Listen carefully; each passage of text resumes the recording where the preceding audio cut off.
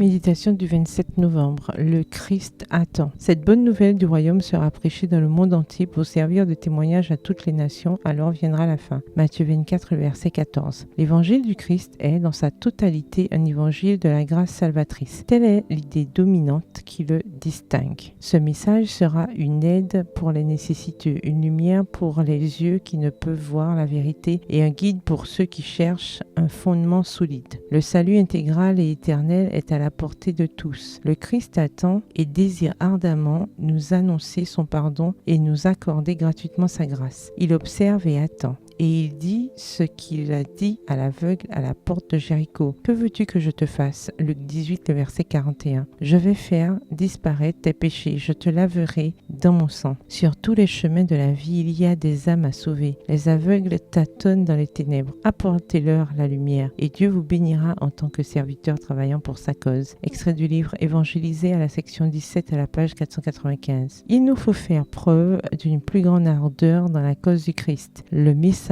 solennel de la vérité doit être délivré avec un dynamisme qui montrera aux incroyants que Dieu nous assiste dans nos efforts et que le Tout-Puissant est la source vivante de notre force. Extrait tiré toujours du livre Évangéliser, la section 20 à la page 622. Le privilège de chaque chrétien n'est pas seulement d'attendre le retour du Sauveur, mais de le hâter. Si tous ceux qui se disent chrétiens portaient du fruit à la gloire de Dieu, avec quelle rapidité le monde serait ensemencé de la semence évangélique. Bientôt, la grande moisson finale serait mûre et le Christ reviendrait pour recueillir le précieux grain. Extrait du livre Les paraboles de Jésus, le chapitre Le Semeur, à la page 52. Le temps est venu où les messagers auront fait le tour du monde. La vérité contenue dans les messages du premier, du deuxième et du troisième ange doit être communiquée à toute nation, tribu, langue et peuple. Il faut qu'elle brille à travers les ténèbres de chaque continent et des îles de la mer. Cette œuvre ne saurait souffrir aucun retard. Notre mot d'ordre doit être « En avant, toujours en avant ». Les anges du ciel nous précèdent pour nous frayer la route. Notre mission en faveur des pays lointains ne saurait être abandonnée tant que la terre entière n'est pas inondée de la gloire du Seigneur. Extrait du livre Évangéliser au chapitre 20 à la page 630. Bonne soirée, que l'Éternel vous bénisse.